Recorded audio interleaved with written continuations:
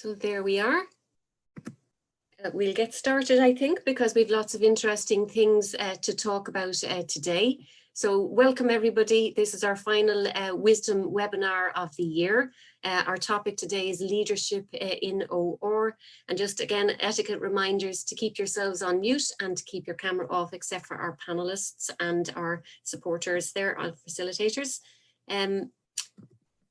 The Euro Wisdom Forum, just to explain a little bit about what it is. So it stands for Women in Society Doing Operational Research and Management Science. We kind of contrived that to select that lovely word wisdom.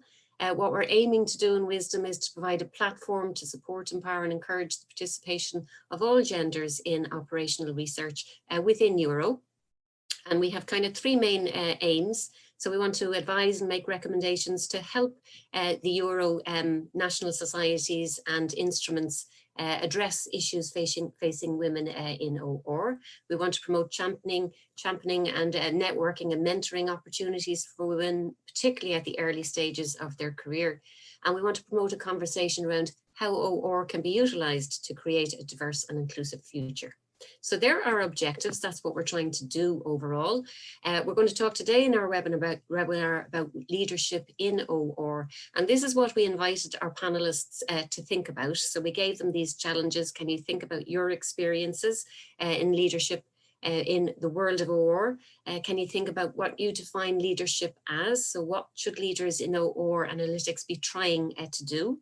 And we asked them in particular to think about issues of equality, diversity and inclusion, so EDI. So those challenges, which are very significant challenges, how can we in the OR community contribute to tackling those challenges?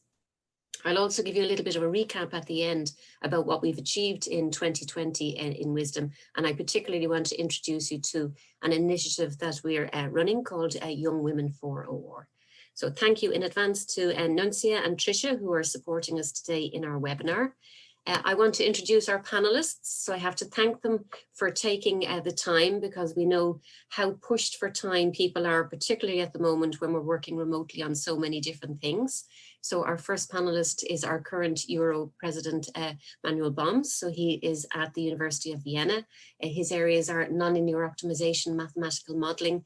He has served as an editor of EJOR, and he is the current president of Euro. So welcome, Manuel, and thank you for accepting our invitation. And going to speak first today is Professor Maria Grazia Speranza. So she is a full professor of operations research. She's been the dean of her faculty and the deputy rector. She is currently the president of IFORS, having previously served as president of Euro. And her main interests are mixed integer programming, combinatorial optimization with applications to transport and supply chain management and portfolio optimization. So both well-published authors, but both very, very busy people. So thank you again for taking time out to talk to us today.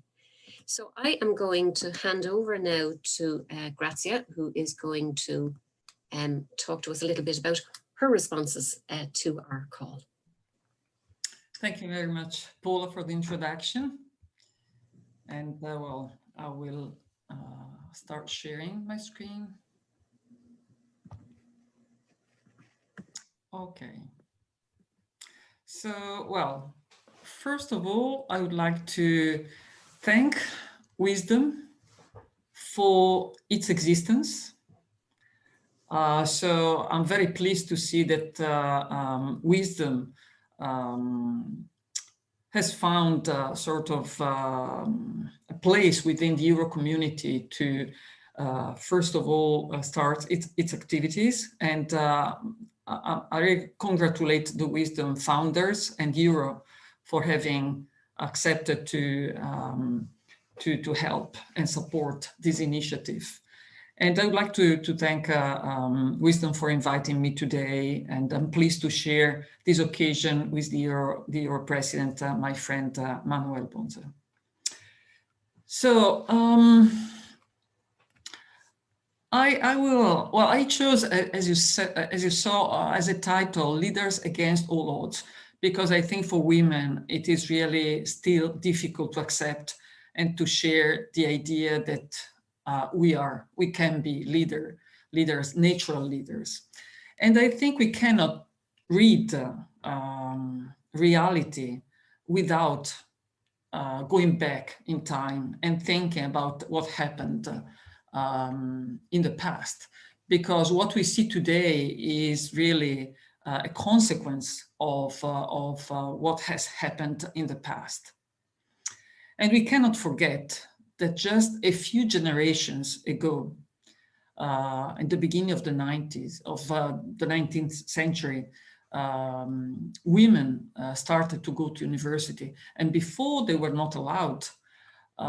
So it's really a matter of few generations since we were allowed to study, and women had to use all possible sort of how to say tricks for centuries to study science. They used the help of a father, of a brother, of a male. They pretended to be males themselves, to have access to libraries, because they were not allowed as women.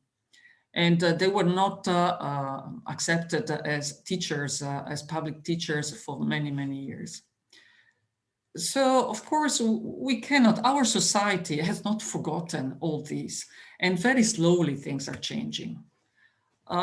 This is a picture from Solvay Conference of Physics, and as you can see, there is just one woman, Marie Curie. And here I want to show you two couples, because I think it is very important to have in mind how important your partner is. And I don't know how many of you know that the Nobel Prize was offered to Pierre alone, not to Marie Curie.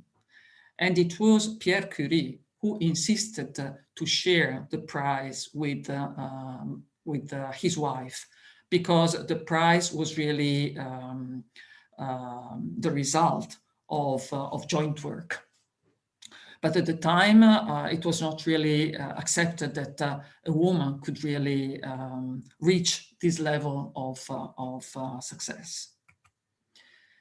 And another couple that is interesting to be aware of is Albert Einstein and Mileva marriage. And here I'm not using the last name of Einstein for her because she divorced. Well, he divorced, he wanted to divorce.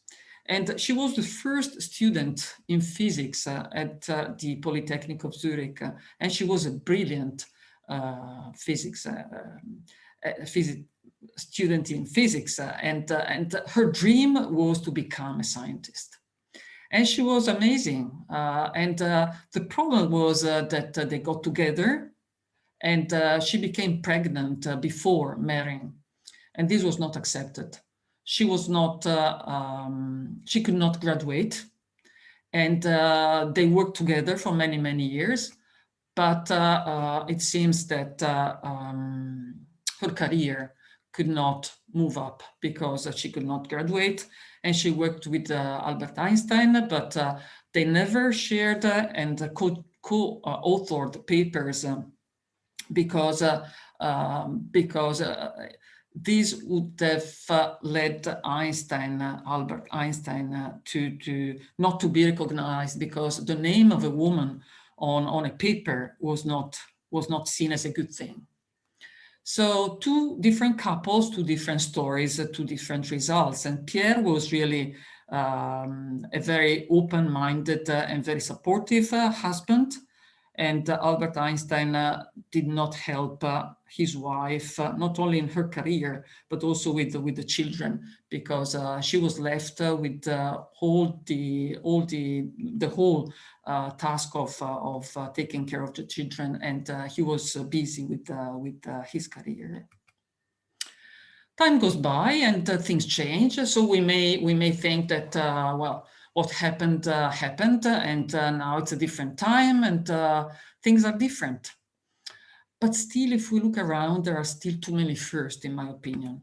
And for example, I give you an example from Italy. Annalisa Pastori is the first woman who became full professor in the scientific area at the Scuola Normale di Pisa. this is the top, it is considered to be the top school in science. And in only 2018, there was a woman at the Scuola Normale di Pisa professor. Only in 2014, we had the first director of CERN woman. In 2018, the first Fields Medal in mathematics. In 2007, we had the first Euro president, Martin Labbé.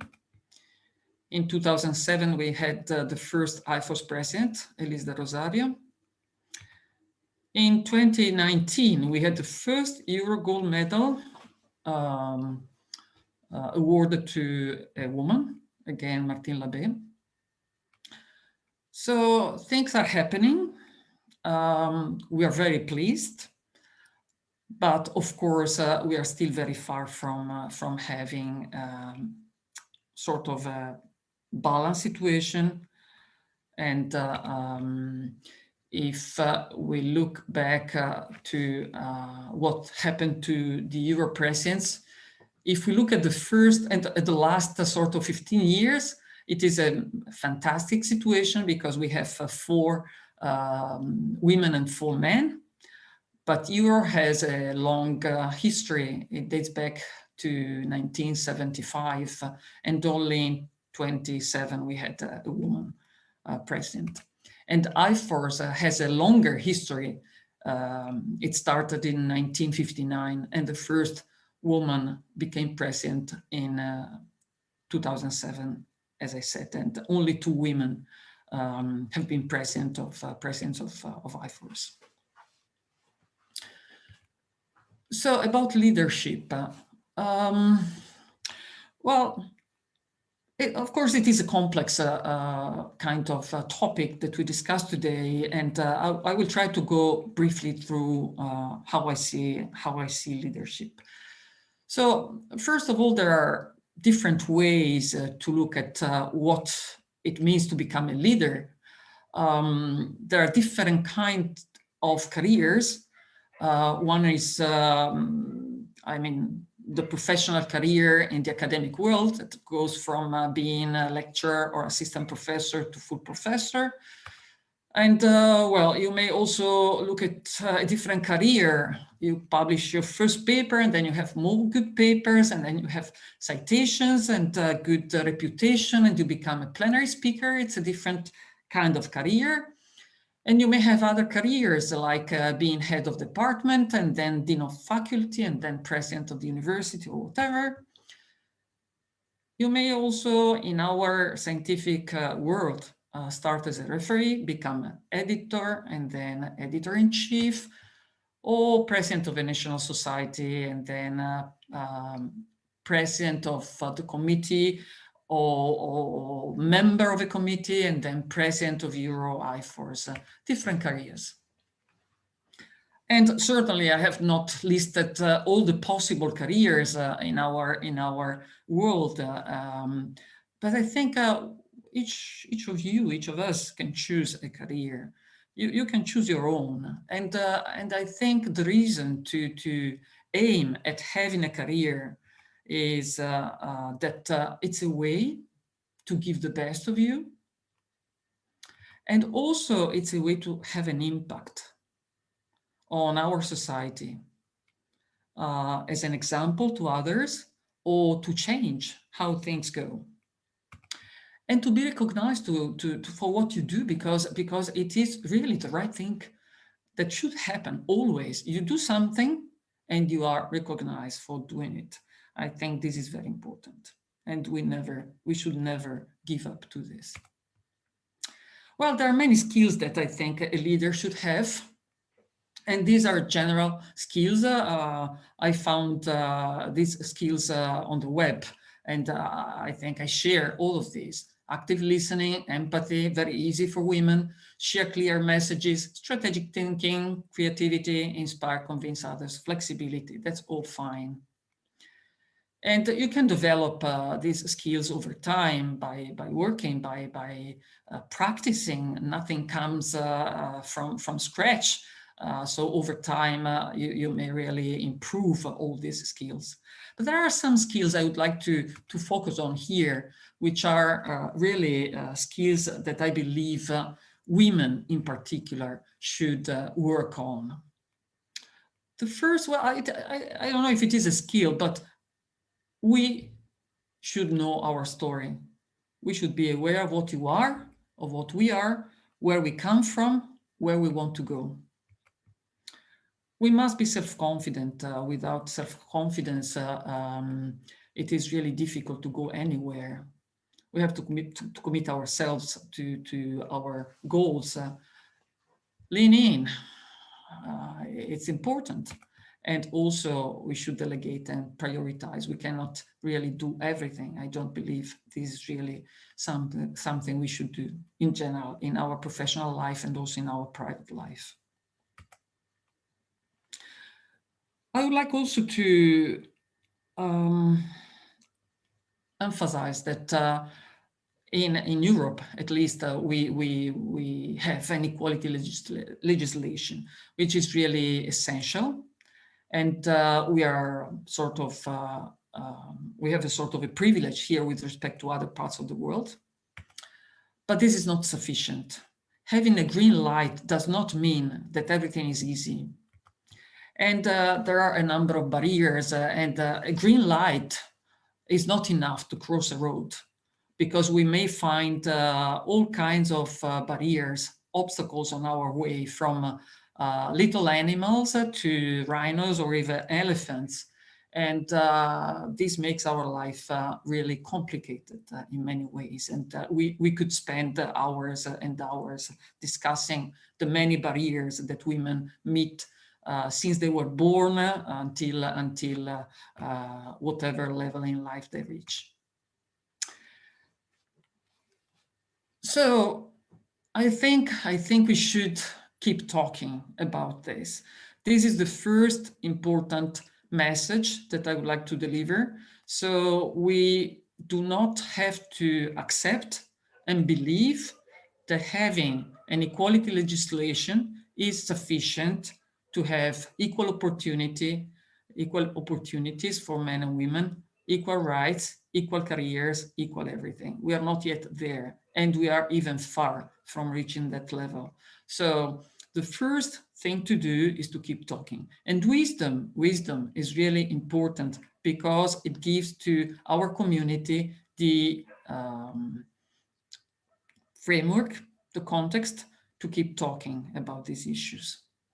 And also, I think we have to work together, men and women, our society, our community, everywhere. We should keep talking and work together. Especially, I think that men and women have to work together, because having equal opportunities, having a society which respects men and women equally, is really essential to make our societies better and better. So it is not a sort of a women topic, it is a societal topic that we should always keep in mind and work on. Right. This is all I wanted to say to start. Excellent. Thank you very much, Grazia. Can I invite people if they have any comments? So we're a little round of applause there. You probably can't but thank you very much. That was really interesting. If people have comments or queries, if you want to pop them into the chat there, and we can feed those to Grazia. So while we're just waiting to see if anybody's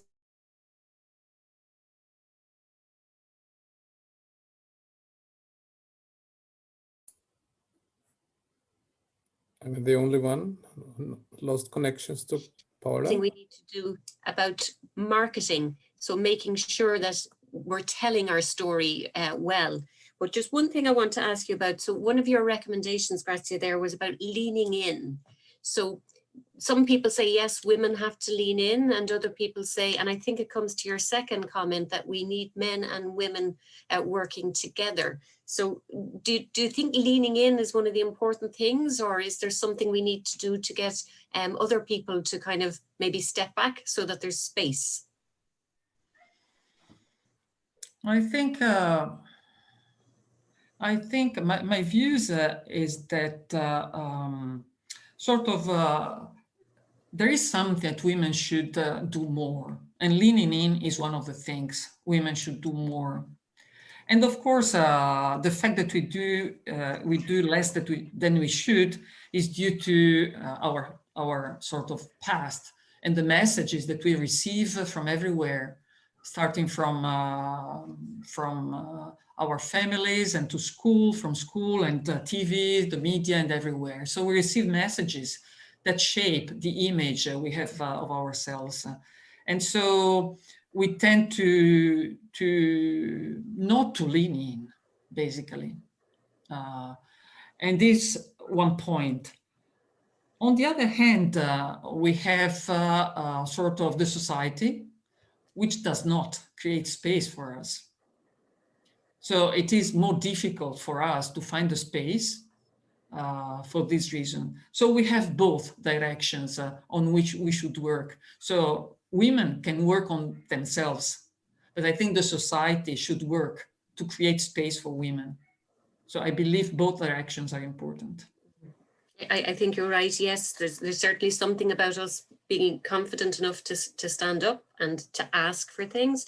But I think also then our organizations need to be able to respond and to understand that when we ask that they should be making space to let us in. So there's some comments coming into the chat there. Maybe we'll just read them out very quickly, and then we'll go to Immanuel for his presentation. So a couple of thank yous. Do you think any of the career opportunities that you describe are more accessible for women? Some of the careers. So some of the career opportunities. So I'm not quite sure from. Well, I think all are accessible. All should be accessible to women. And women should aim at choosing. Also, it depends on you, right? On us, what we want to do. Because, for example, being a head of department is something someone may be willing to do, and someone may not. It really depends on what you are and what you aim to be. So I think that's why I gave this colored sort of slide, because I think we should find our way. What I really believe is that we should be allowed to express ourselves. And there are too many barriers, too many obstacles to do that. And we withdraw, the society does not help too often, because so we lose, our society is losing our competencies often. Because of this reason, and this is not right. But I think all the career opportunities that I mentioned are open and accessible to women. Of course, some are more challenging. I mean, becoming a full professor, I'm not saying it is easy, but it is easier than becoming president of a university. So it depends. Some careers are easier.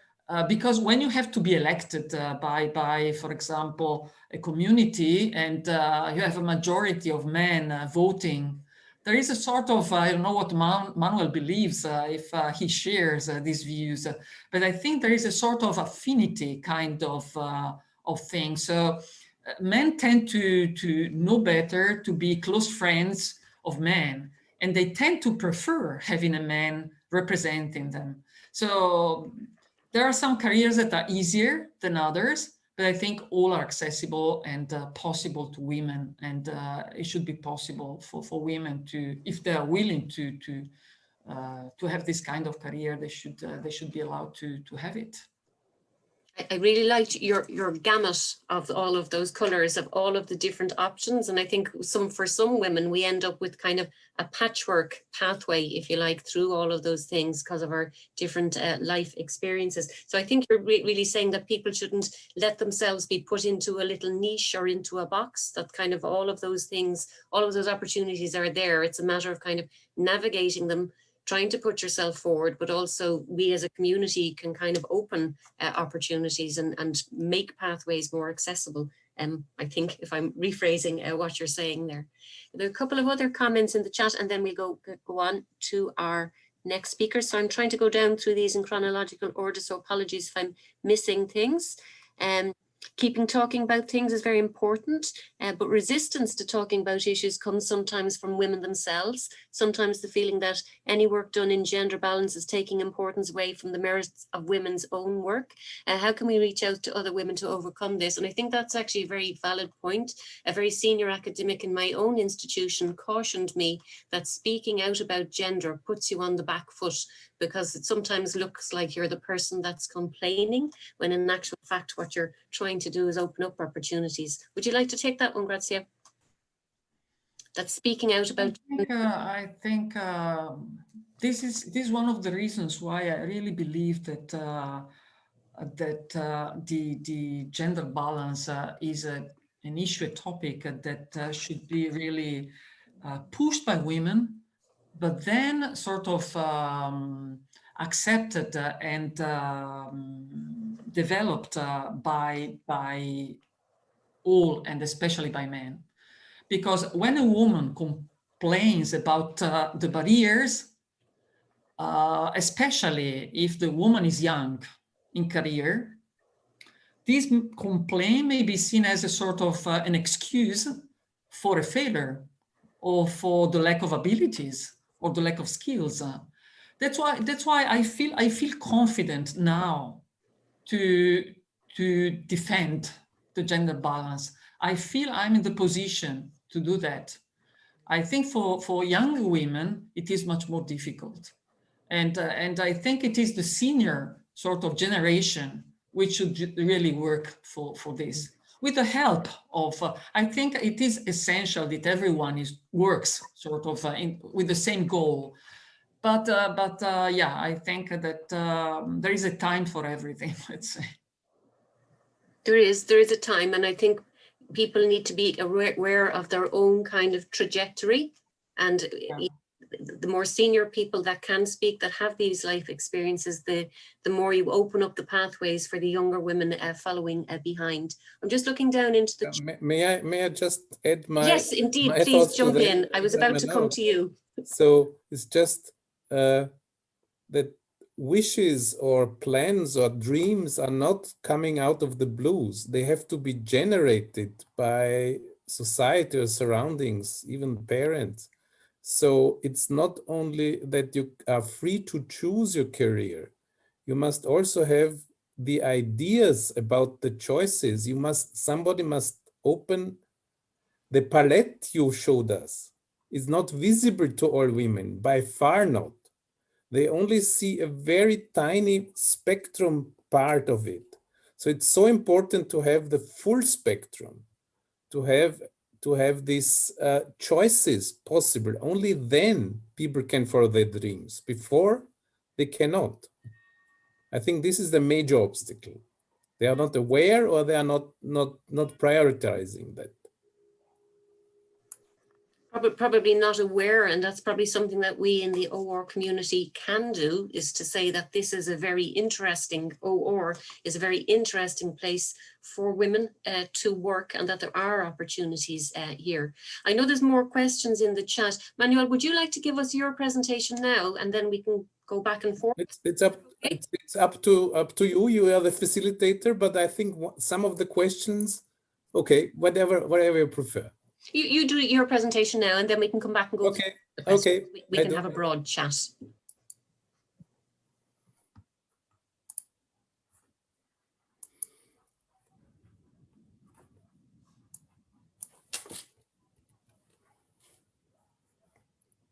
So thank you to Wisdom and to our facilitators, starting from Paula, for having me here. When I was asked to join here, I immediately said yes, and then I got a bit scared. Wait a second. So, particularly when I looked at these questions raised in the flyer, or even before, so are we talking about imbalance in general, in society, or in academia, or in the STEM fields of academia? And what about leadership? So when I started thinking more deeply on these questions, I then realized that yes, this is the proper time and also the proper forum, because I believe, and I think most of you did the same choice, that operational research is in fact a leader. And I will justify, I try to justify this, and for definitely it's true for me, having the opportunities to choose among different fields in my formation and also then in my career, because I'm convinced that within all the fields, joining science with real world applications, operational research is among the most reflected, the most responsible, and the most respectful fields. I just threw in some catchwords to convince you or to give some justifications for this. So reflection is quite clear, because as OR people, we are trained to model reality to a certain credible extent. But we are also trained to focus on vital problems, to focus on solidarity and on fairness. And with this is basically a consequence of all this focus, is that we have to be trained to be respectful among, against is a bad word, but I think this is the proper English, against our fellow human beings. And this also implies, of course, inclusivity or solidarity and balancedness. Well, so already Grazia had in her great presentation had touched upon this before, and it's just a confirmation, if you want, or a different perspective on the same issues she addressed. So of course, it's important to understand why imbalance evolves, in which context, in which societies. A big difference whether we are focusing on Western European societies, among the tiny fraction within these societies, which is concerned with academia or research. But it is also interesting to see the reasons why this has not been overcome yet. Think of something completely different. Think of telecommunication or communication within the total human population on this planet. This is really something which evolved very quickly. And compared to this, the societal processes which currently try to overcome imbalance, or try to establish a more fair share,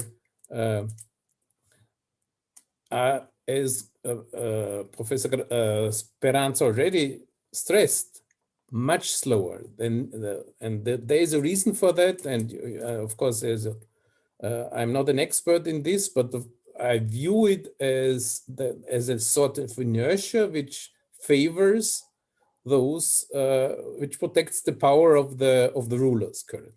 So there is a reason for that. It's not justified, but there's a reason, and to understand this reason, I think helps insight to overcome it. Now, and in the same way, of course, we can ask the question: how does it work? How does it work again in the context of a rural neighborhood or rural community in Southeast Asia, and how does it work in a Western European committee of filling a full professor position at the university? There are differences, but there are similar patterns. And at a global scale, we could also ask the question, what we should focus on. Should we focus on the disparity of elementary education, thinking of the heavy gender bias of young females, of girls, when it comes to literacy in some parts of the world? And should we at the same time focus on having a better representation of women at the leading positions in a field like operational research? My answer is clear. My answer is yes, but we should be aware that that these problems are connected, of course. It's in the mindset of the rulers that one gender needs less attention than the other gender in information. And then, of course, what is to be done with this insight? Where and when should we act and how? Okay, but I'm a bit reluctant to leave this like this because I would like to see.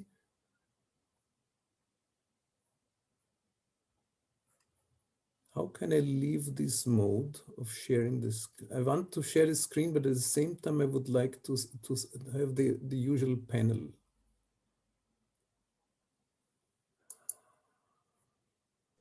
Because I see that somebody does it already chat. Just to say, so you want to show something else on your screen, Manuel? No, I want to see you, for instance. Want to see us. So you should have a little button where you can see the participants. Is it minimized somewhere? No, this is just a list, but I don't see the video. Can't I share that screen without being in full screen mode? That's my question. Let me try this. No, this doesn't work. Trisha might be able to know the answer to that one. So what are you trying to do? You're trying to share your slides and see the video. Yes. So hopefully there's a little button you can just maximize of all the videos. Yeah, there is a button to switch the view from speaker to gallery at on the top right. If this is no, nothing of this. Sorry, I'm sorry for these technical problems. You see, this is definitely a gender bias to the other direction. If you want to exit full screen mode for your slides, yes, you might see it then. This is what I want to do, but I currently cannot. Okay, I will video panel.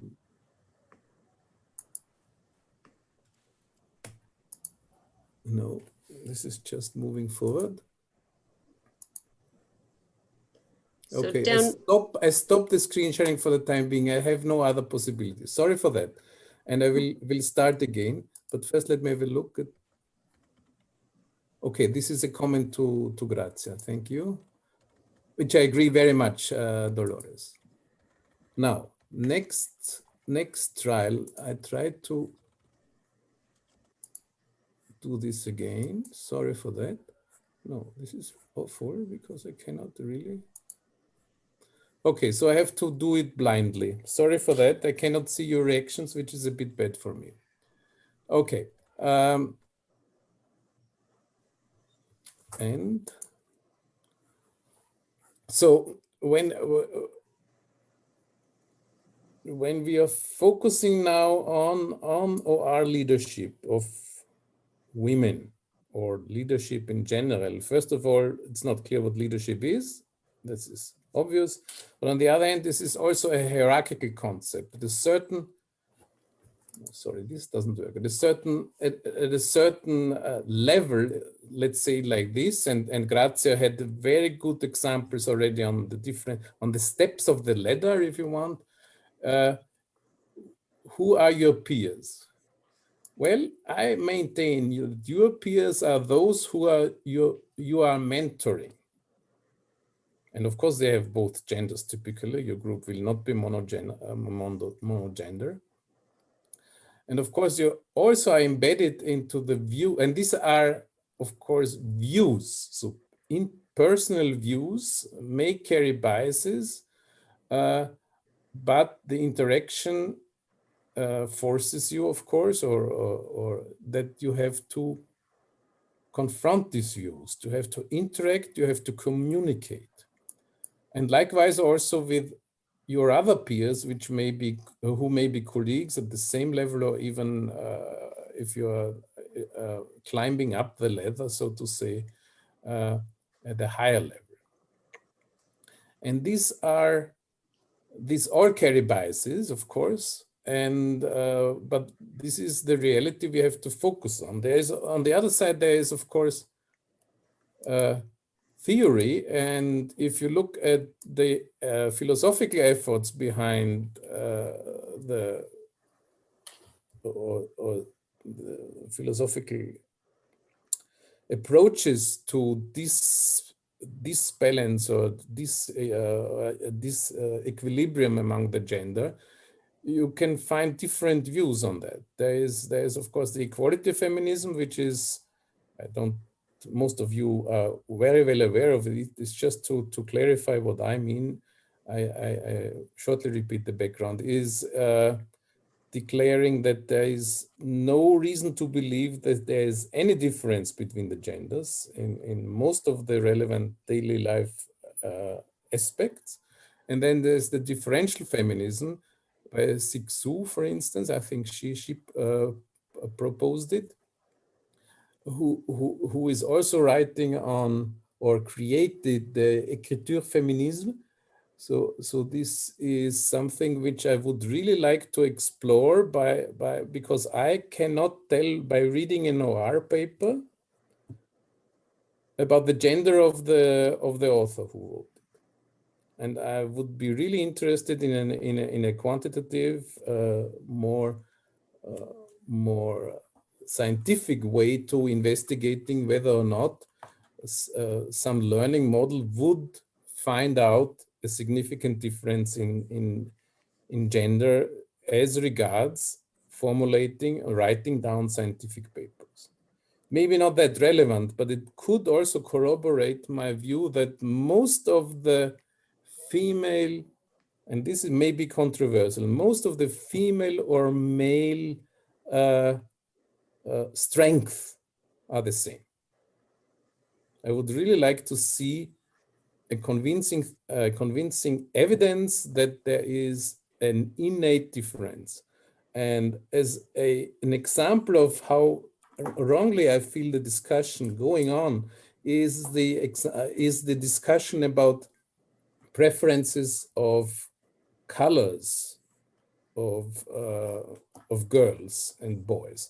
So there is a strong opinion about that the preference of pink in Western societies is not something created by industry, but rather a result of a longer evolution. And this is unacceptable for me because this color pink is just around here for 150 years for very elementary technological reasons.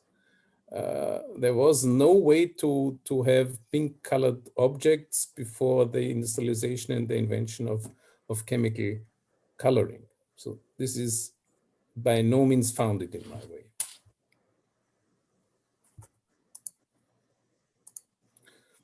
And then, of course, my second big question mark was what is the notion of leadership? What does it include?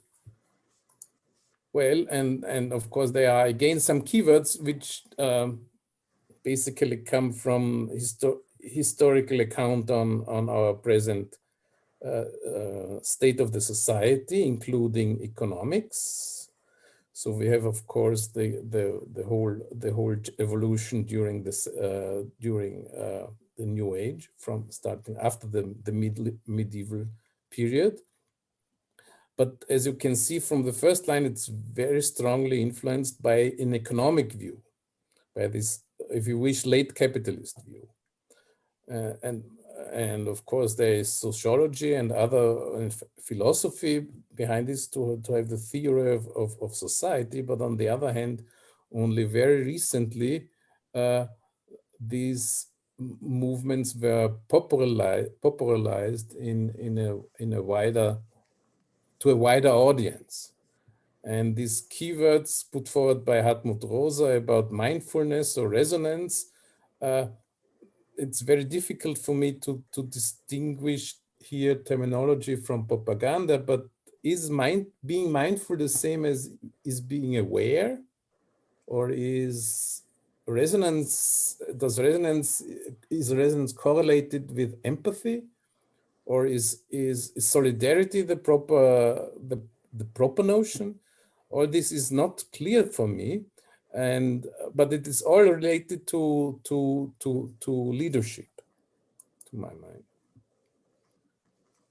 And summarizing, it's basically investing in the future. And I put investing here on the quotation mark because this is again a notion from economy.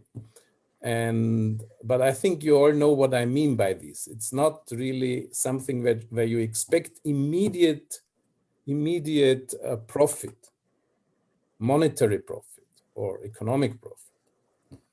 It's more than gaining something which you value high in a very general way.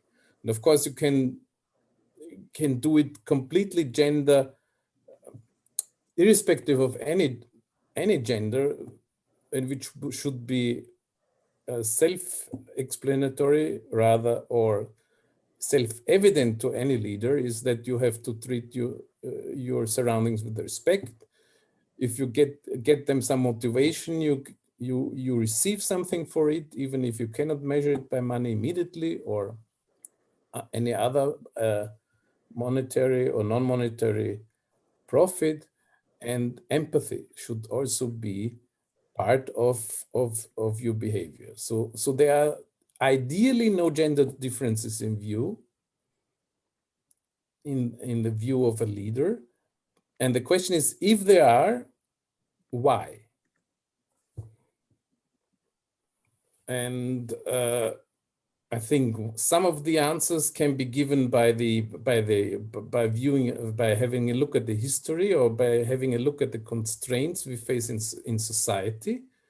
It cannot be just isolated by looking at OR as itself, as an entity which is evolving in a closed system.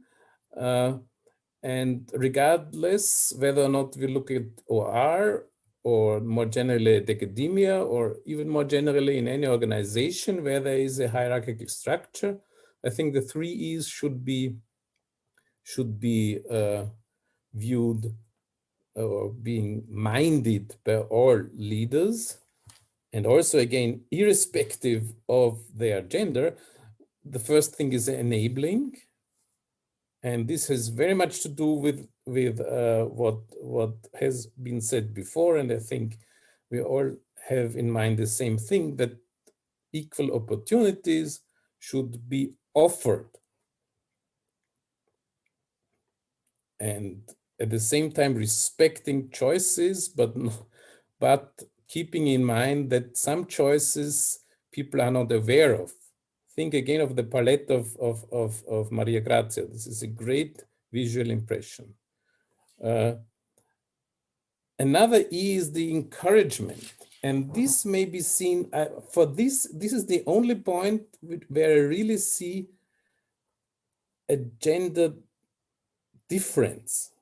So female leaders can completely differently act in encouraging young females. If a male tries to encourage a young female, then this could be seen as sort of bullying or a sort of patronizing. And this is less, the danger for this misconception is probably less perceived if this doesn't happen across genders, but rather within the genders. So I see this with you have to be careful to do this as a man. This is a fact which I only recently was made aware, or was basically being aware, also shows that this unconscious bias is everywhere, and that although you try hard during your life not to have it, you cannot avoid it at all. And the 30, the green light is then empower, and this may also create difficulties. Maria Grazia was already mentioning this. Males, I don't know whether it's true, but it sounded credible. Males tend to trust males more than women. I don't know why.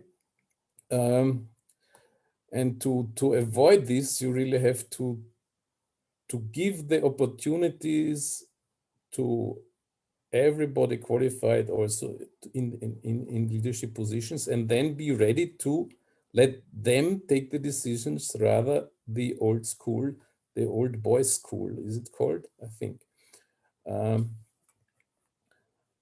As you could see, it's something which is in progress. It is a process. The distinction in view of most of the people who really want to contribute to progress may vary, but only in details like priorities we can discuss, like policies we have to discuss, and also like background or conditions under which this has more perspective, or which for which we see a better projections, more expected success is higher, and other constraints where you are aware that before changing these constraints you have less chances, or you waste your energy, and you should first think of changing the preconditions, then immediately aim at the very ideal view. I think I can stop here now. Thank you very much for your attention. Look forward to questions. Thank you. Thank you very much, Manuel. That was very, very interesting. Certainly lots of food for thought. So lots of applause coming in there for you. You can see that popping up. I just want to pick up one or two things, and then maybe we'll come to Grazia, and then we'll go up to some of the participants there to see if they have other ideas. So I thought, one piece you picked at the end there about, the waste of energy and changing the preconditions. I think that's something that organizations can help to do, but I also picked up on your overall theme, your overall problem structuring of what the issues are, understanding what's going on so that we can understand how we might be able to fix things. And I think you're right that OR is uniquely placed because OR is both in maths and statistics departments, but also in business schools. So we work with colleagues who do those difficult things about defining what leadership is in the first place. And then we do the quantitative bits of trying to, figure out what could the policies be, how can we measure whether or not they're successful, and what are those kind of concrete actions that match that theory and practice. Maybe Maria Grazia, can I come to you and just see, have you any kind of comments or thoughts back to Manuel before we go to the panelists? Well, I think Manuel did a very good analysis of a number of things. Of course, there are many questions in his presentation, and I think it is important that we try to give answers to these questions. And we may fail, we may really do mistakes along the way, but we have to try. We have to try to solve the problems because the problems are still there, and we have to do things. And I think my question to Manuel is, what can an association like Euro, do to change the current situation? And I think to change the situation means to have more young women taking this career, but also growing in this career, not just start, because there are a number of statistics showing that we have a good number of PhD students, we have a good number of postdocs, we have a smaller number of assistant professors, smaller number of associate with respect to assistant, and smaller of full professor. So the upper you go in the careers, the lower is the number of women. What can Euro do for this, if you see something?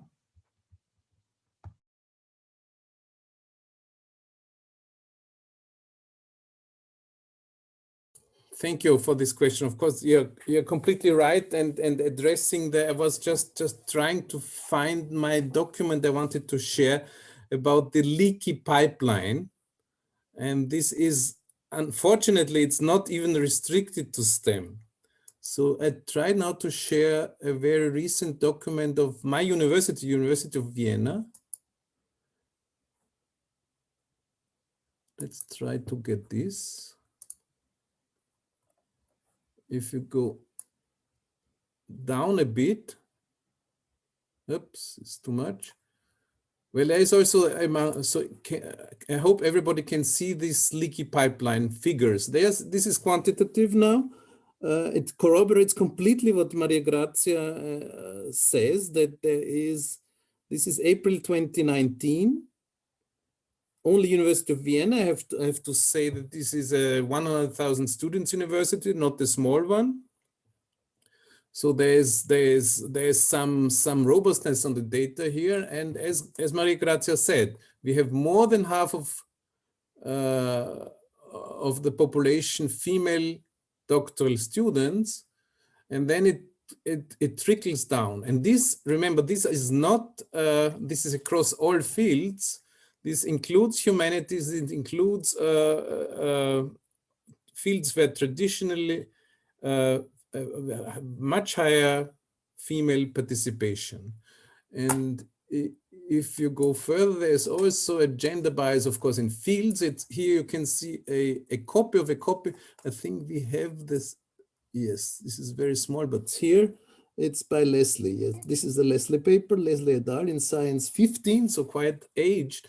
And what you can see is a correlation between the brilliance factor and the share of women. So it's the ability beliefs based upon, of course, polls, plotted against the share of women here. And as I said, this traditional, more female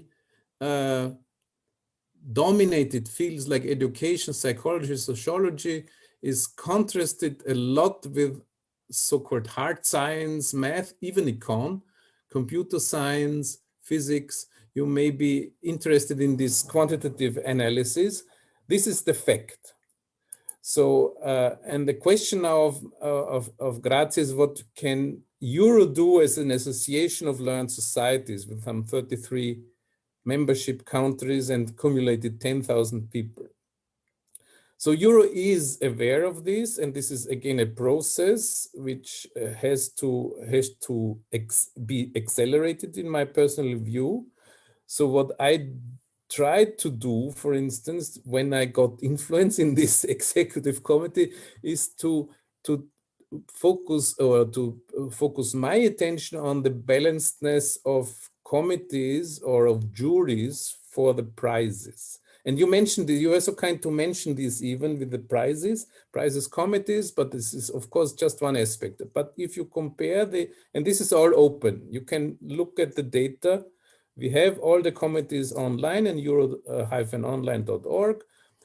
All the committees are here. You can see a significant change towards gender balance. You can also see a significant change towards away from seniority. So going to people or involving, including people who are at the earlier stage of their career. The usual argument against this, yes, they have not much experience with that.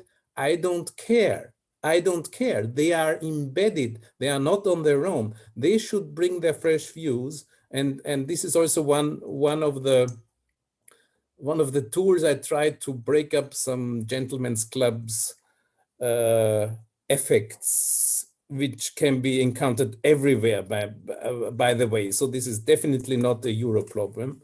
It's a problem of all our societies. And if I may comment shortly, my conviction is still that academia has to play a role of a lighthouse. I agree. And we have to be careful. We have to be in advance. But compared to other organizations, and if the more private sector you get, the more pronounced it is. The processes of hiring people, or the process of promoting people, gets less and less transparent.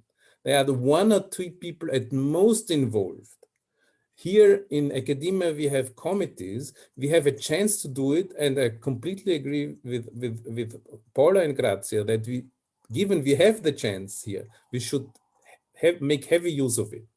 Yes, we go in advance, but we should not have the illusion that solving our problems in academia or even progressing would automatically be reflected by society.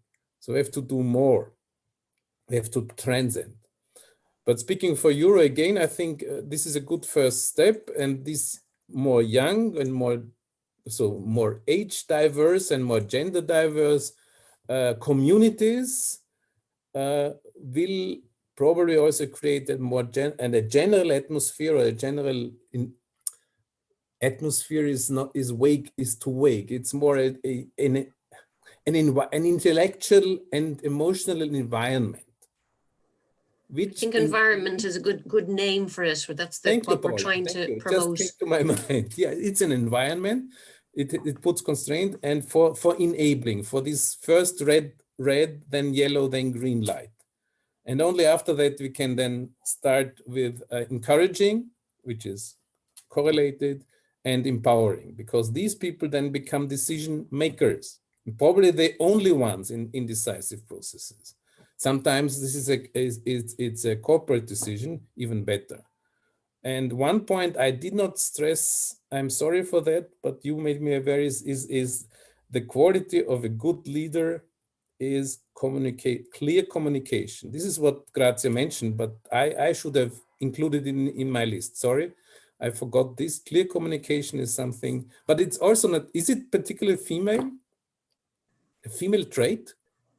Maybe just to say, I think we're all learning all the time. I think Grazia's point about we have to all talk, because the more we talk, the more we learn from each other. So there were some really interesting points in your response there to Grazia, but maybe just to flag to everybody that Wisdom have written a white paper, which has a set of recommendations, and some of them are definitely things that have to happen top down.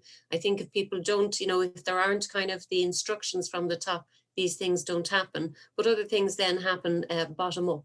So I think there's kind of an opportunity for those things all to happen in the next while. So there's lots of conversation coming in on the chat. So I kind of want to give people an opportunity to say their piece. We have a relatively small number of participants here. So maybe what I'll do is invite the participants if they want to unmute and maybe say a little bit about their question, if that's okay with people.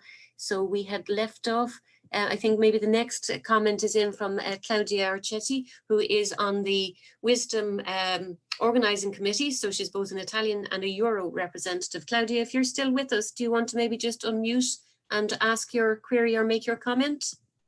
Yes. Thank you. Go ahead. Thank you for giving me the opportunity. Yeah, my question is now for both our speaker. First, let me thank you, Grazia Immanuel, for the excellent talk and let's say all the hints and for keeping it up with this topic, which is of course absolutely important and interesting for everyone. My question there was after the end of Grazia's talk, but now it's for both of our speaker. So what for especially for young women, what is and especially for young scientists, female scientists, what is your, what would be your best suggestion for a young female scientist who would like to, take advantage of all the opportunities that are there for the career, not only for the career, for expressing all her potential, let's say. What would be your best suggestion for that? Thank you, Claudia, for the question. I think since I saw it in the chat, I had time to think about it, but I don't have a better answer, because your question is really focused on an individual, right? So it concerns what each of us, each of you, each of us should do, what is in our power to do, because there is a lot that the society should do, and I think there is a lot that should be done. And as I said, on the individual, from the individual perspective, I would say believe in yourself. You are not second to anyone. And you can achieve whatever you want, or you should try at least to achieve whatever you feel you want to do. So believe in yourself. This would be my first suggestion, and do the best you can. Oh, well, great, great suggestion. Thanks. Yes, thank you. That's a lovely response, I think, and maybe just as well flag that the whole idea of the lean in that came from Sheryl Sandberg, and her idea of putting yourself forward. She did step back from that afterwards, but she did still say you do have to believe in yourself. You do have to put yourself forward, but just not to have any illusions that you're in control. So, you know, you're operating within all of these external parameters that you don't have control over. But within Euro, we can hopefully make Euro an encouraging place for young women. Manuel, do you want to maybe respond to that one before we move on to the other questions in the chat? I think most authoritative answers we already heard. It is probably also good to be aware of the enemy or the fiends, so that which are unconscious as the biases, so that probably some of the negative experiences you encounter as a young female are not intended, but just also because males are subject to societal processes and to induction, to formation, to setting your mind frame in a different way that it should have been done in your past as a little boy. They are probably not even aware of what they are doing or why they are hindering you or some of the obstacles they are creating. And I think this is very much connected to what has been said already repeatedly. If you are convinced by yourself, then go for it. If you are not, ask other women. And other Ask men. role models. I think you have to ask other men as well, because I think the balance of power is still with the males. So maybe just to come circle round on one of the things, Manuel, you had said in your talk was about males not being good mentors for women in case there was some kind of patronizing effect or whatever. But I think one of the things within wisdom, for example, that we promote is that men should be mentoring young women, but maybe it's that we need ways to help them see how they can be an ally rather than feeling that they're patronizing. So maybe it's more training we need and more connection and more communication or collaboration. But I think there's some other really interesting... Sorry, may I Go ahead, yeah. reply? So it's, I'm sorry if I was ambiguous or whether I created misunderstanding. This danger I saw was not the danger of the effect or that men, that I see it as a danger that men have mentor women. And in fact, I was always active in this in all the mentoring programs. The danger I saw was that the perceptions of male mentors may of course differ from the perception of female mentees, and that it's more addressed to the males than to the females. So I would ask the young females to be tolerant somehow to some of the misconception, or to be aware at least. And I would at the same time ask males to be aware about this unconscious bias, which even if they have the best intention, go the wrong direction. I'm not advocating that we should have gender separation in mentoring. This would be complete the wrong way, at least to my conviction. So. Thank you for clarifying that one. Yes, I think you're right. On the unconscious bias training, there are opportunities for us to help rebalance things a little bit. Will we go to the next question in the chat? And apologies if I've skipped anybody here.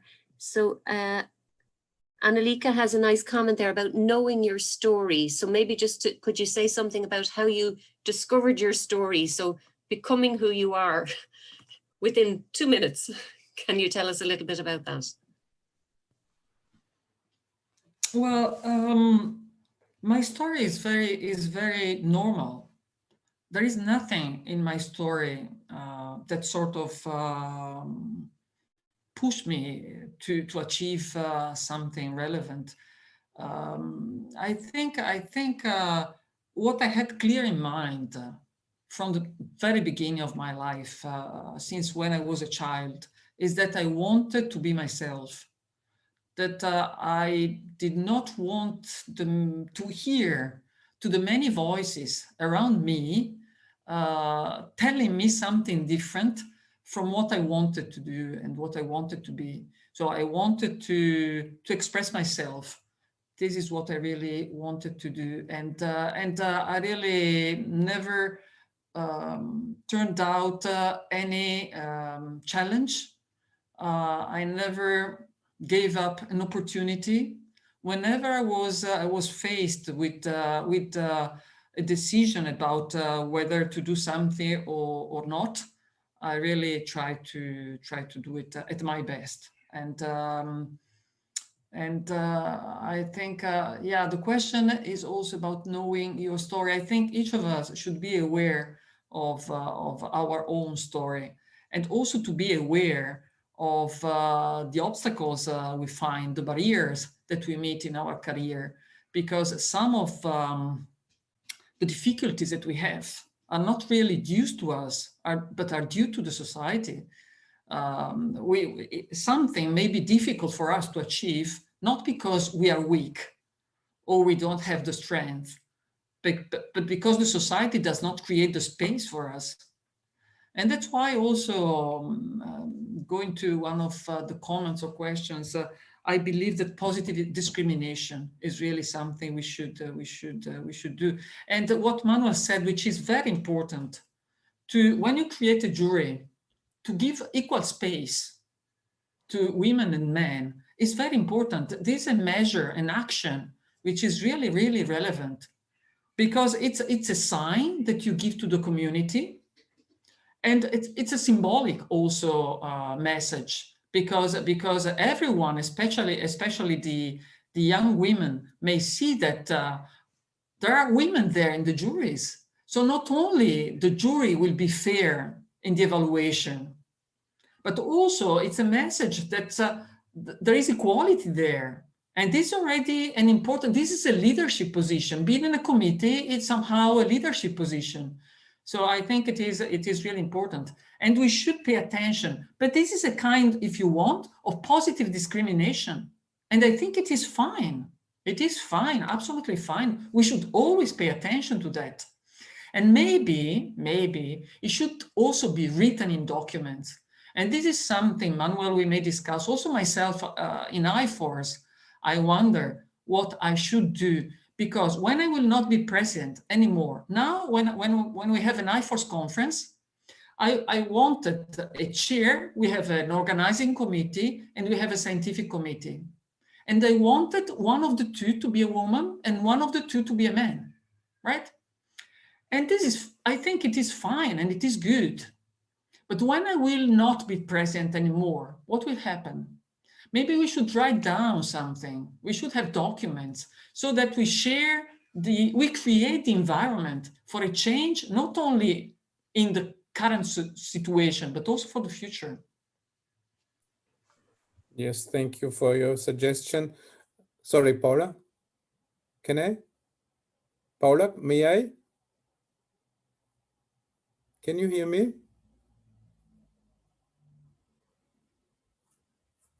I can, Manuel, go on. I think for some reason, yeah. Apologies, my internet is acting a little bit dodgy there. So hopefully. So may I respond immediately? So I'd like very much the proposition of Grazia. Not all of people who are sharing our views would probably agree with this measure, with its policy. I agree.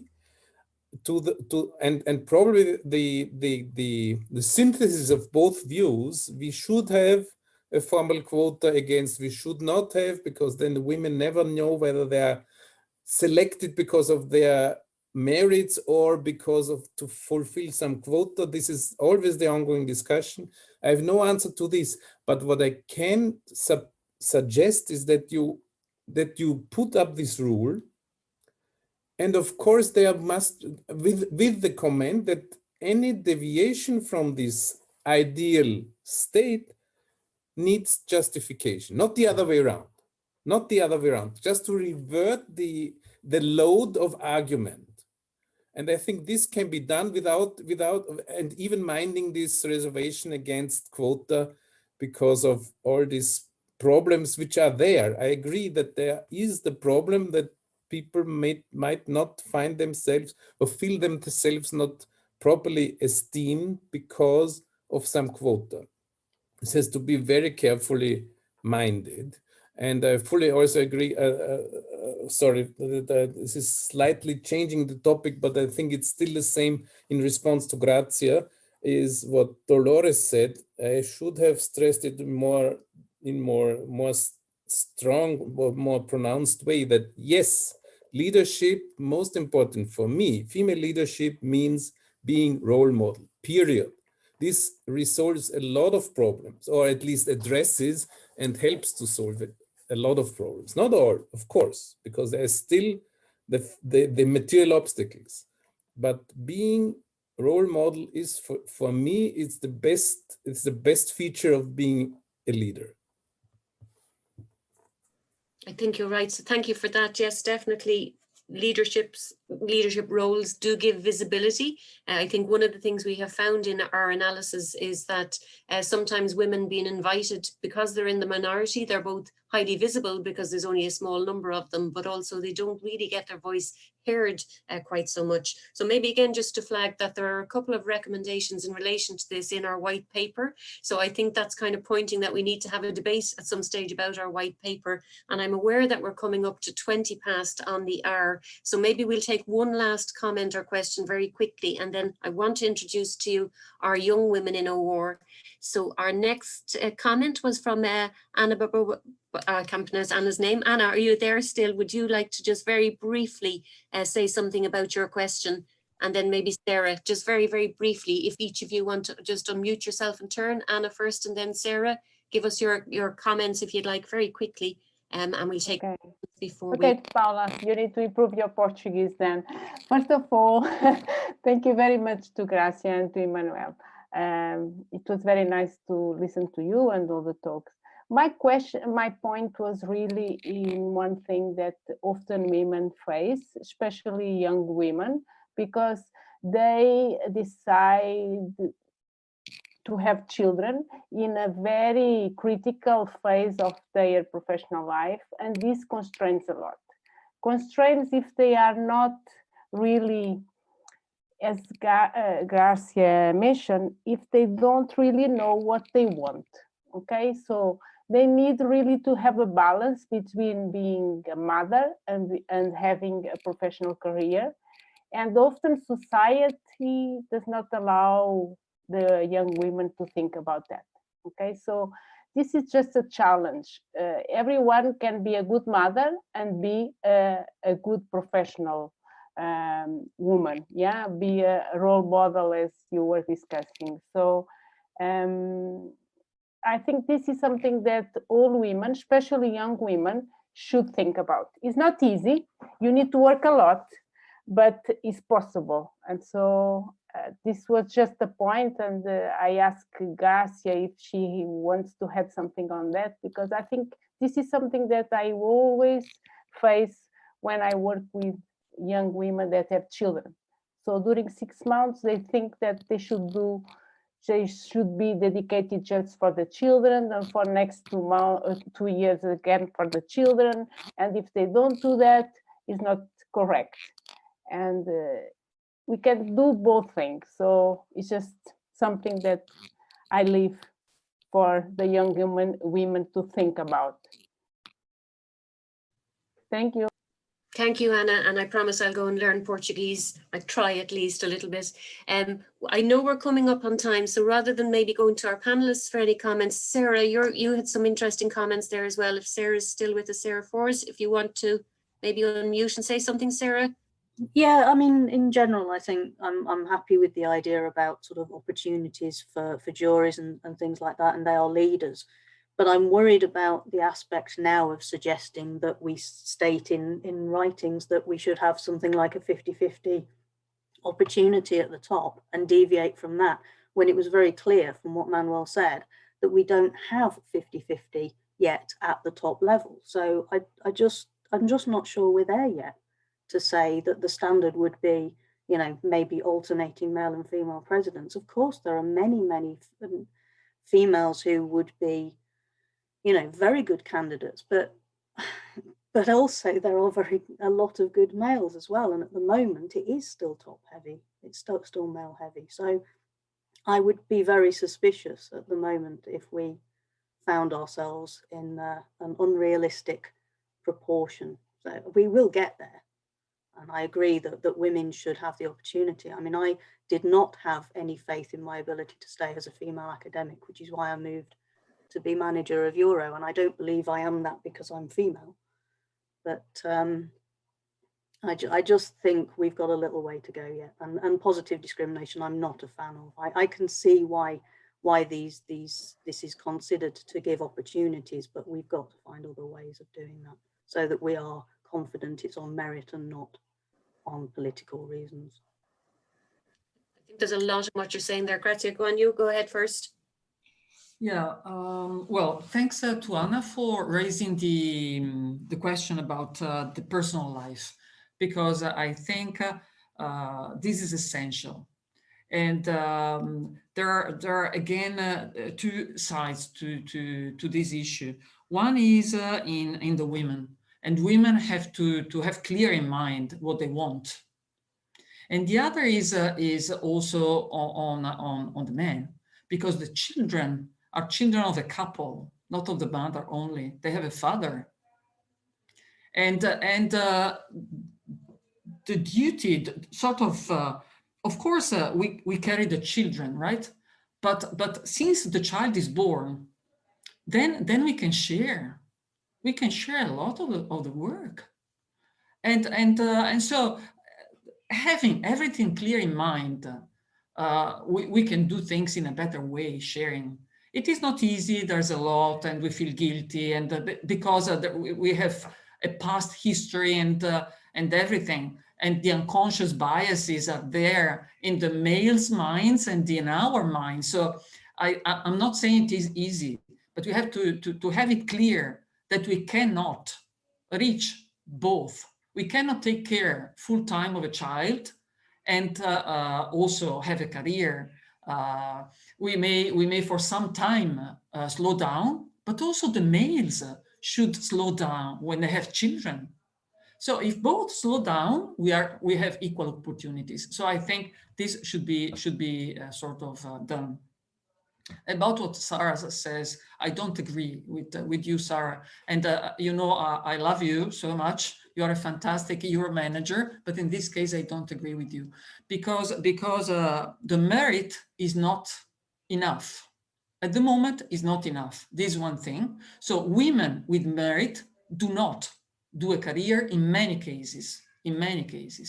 So the equal opportunities are not there. This is one thing. The other thing, unfortunately, Sarah, things are not improving. Statistics show that there is even a tendency to reverse the trend. So the trend is not going up. We have, if we look at many statistics, things have improved, but now it seems that we are going backward. We are not improving the trend. And most of the decisions are in the hands of males, not of women. And things are not working as I expected and as I dreamed. So I would like to believe that things will move in the right direction by themselves. But now I do not believe it any longer.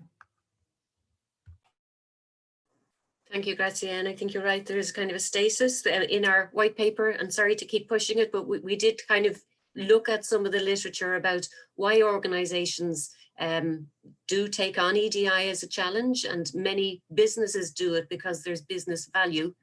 But a lot of people feel that it's kind of for perception only. It's kind of glossed over. We've called it pink washing. So organizations that say they'll do EDI because there's business value and it builds reputational value, but really we're not feeling the action on the ground. And the reports that we have read have shown that things have regressed.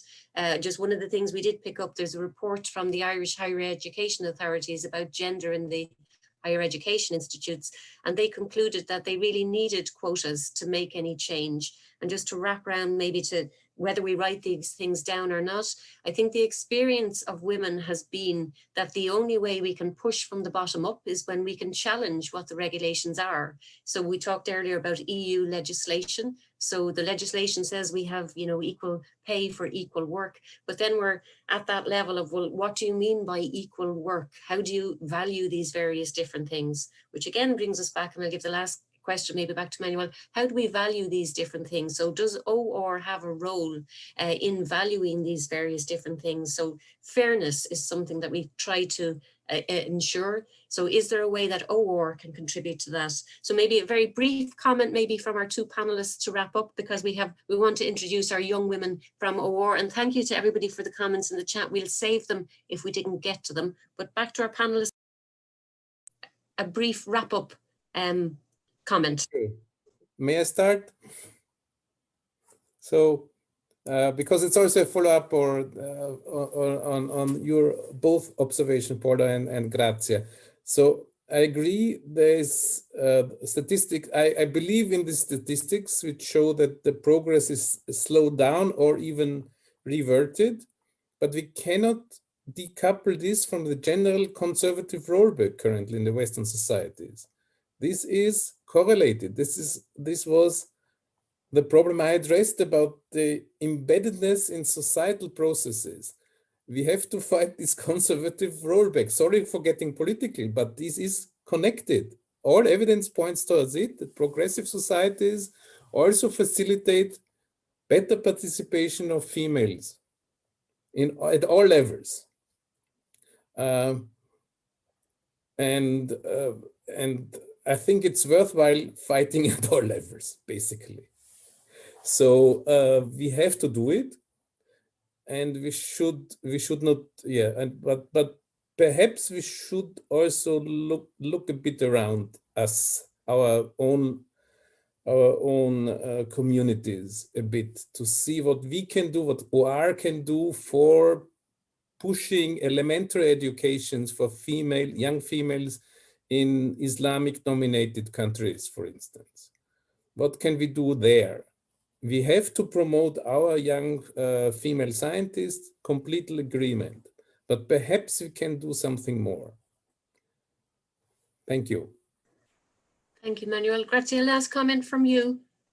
I fully agree with Manuel about the political views, and I think it is really, I share completely your views, and I believe we should, especially women, should be aware of this, and they vote, and they vote for different political parties. So this is something we should be aware of.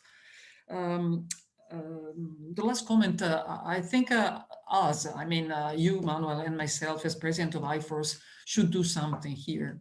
We talked about documents. So let's see whether we can work together to do something to help reaching a better balance. Thank you very much. Excellent. Thank you both very much for those really interesting comments and discussion. I'm going to just share my slides again for 1 second, just to do a little wrap up, if I can. Here we go. And I won't even bother going full screen. I'll just do a little wrap up of what we've been doing in Wisdom. So 2020, who even remembers January? It seems an entire lifetime ago. We only started in January 2020 on the Wisdom Forum, and we had our very first meeting in March.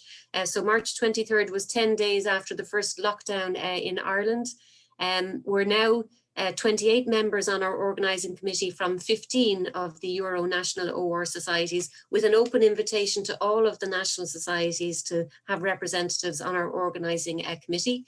We are now established as a Euro forum, so thank you to Manuel for facilitating us during his presidency, to the executive committee for agreeing to our proposal to create a new instrument called a forum. So we are a general interest group, but with our particular focus on gender equality. So we only got established as a Euro forum in October 2020, which is only 2 months ago. We have a couple of subcommittees who do the groundwork of making things happen. So I haven't named them all here. They're listed on the Euro website. So you can follow to the Euro website page and get more information about who's on the organising committee with me. We have an email address if you want to email us. We're active on the LinkedIn group, so we're finding that as a good home for connecting with people. So when people do have opportunities for young women, please feel free to pop them into our LinkedIn group and they will get disseminated from there as well. And the other things just to mention very briefly, what else did we do? We ran a number of events. So we had our first webinar in April, and we had a webinar on bias, fairness, and artificial intelligence. So we were concerned about the encoding of biases in the data. So when we take samples of data, we only learn from that data. So if the data itself is biased, there's the danger we just further encode all those biases. We had a lovely webinar then during the summer on OR and management science for healthcare and gender. And what we've been trying to do is push toward picking up what is the gender dimension in the work that we do. So in the research that we ordinarily do, so I know I talked earlier about telecommunications, we wouldn't ordinarily think of a gender dimension in that type of work, but there are gender dimensions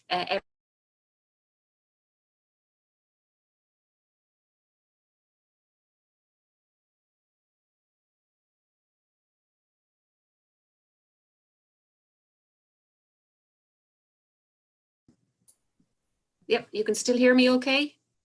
Yes, good. Sorry, my internet is acting up a little bit, so I'll talk faster so we get there. Thank you to our panelists for today, that lovely talk on leadership.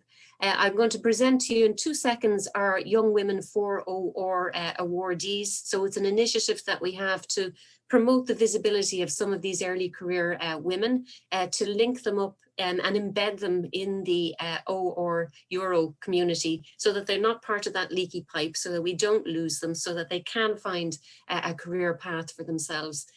What else have we done? We're also trying to define a research agenda. So finding that gender dimension in all of our work. We have a white paper and it has a couple of recommendations. I've kind of plugged them a little bit in our conversation today. I think it's timely that we have a debate on those recommendations.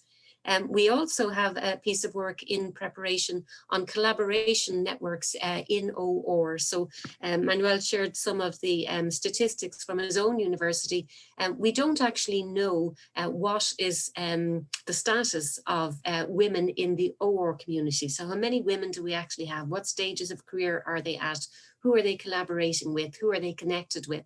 So some of that data we may be able to gather, and we're looking at trying to do a little piece of work on what collaboration networks in the OR community look like. So we would invite any of the Euro working groups and anybody who researches in those networks area to contact us. We'd be glad of supports. So our Young Women 4OR, I just want to introduce them very, very briefly. We don't have time today to call them out one by one. There's information both on the Wisdom, Euro Wisdom page and also on our LinkedIn group. These 12 young women over the next 12 months in 2021, we'll be promoting them, giving them greater visibility, telling you a little bit about what they do and what they want to do, connecting them with the senior academics and the senior practitioners in the OR community to help maybe navigate those career paths a little bit. So I think it's a really interesting initiative, really exciting, and 12 fantastic young women that I'm really excited to hear about. And we will be doing a big piece of work, we hope, at Euro 2021 in Athens.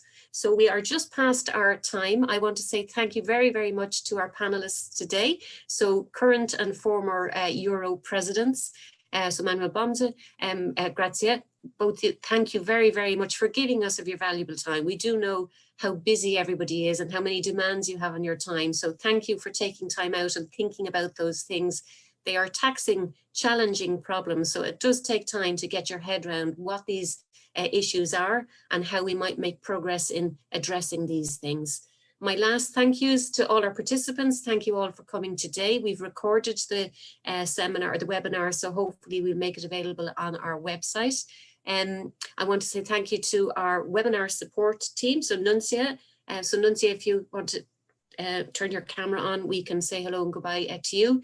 To our Wisdom PR subcommittee, who have been instrumental in getting our website and our LinkedIn page and our email up and running. So thank you very much to them. To all of the people who have participated on the Wisdom Organising Committee. So we will finish up there. I will want to wish everybody all the best for 2021. 2020 was such an unusual year. How can I even summarise it? But hopefully we will all meet together in good health, physically together in Athens in July at Euro 2021. Thank you very much, Paula, and thanks everyone.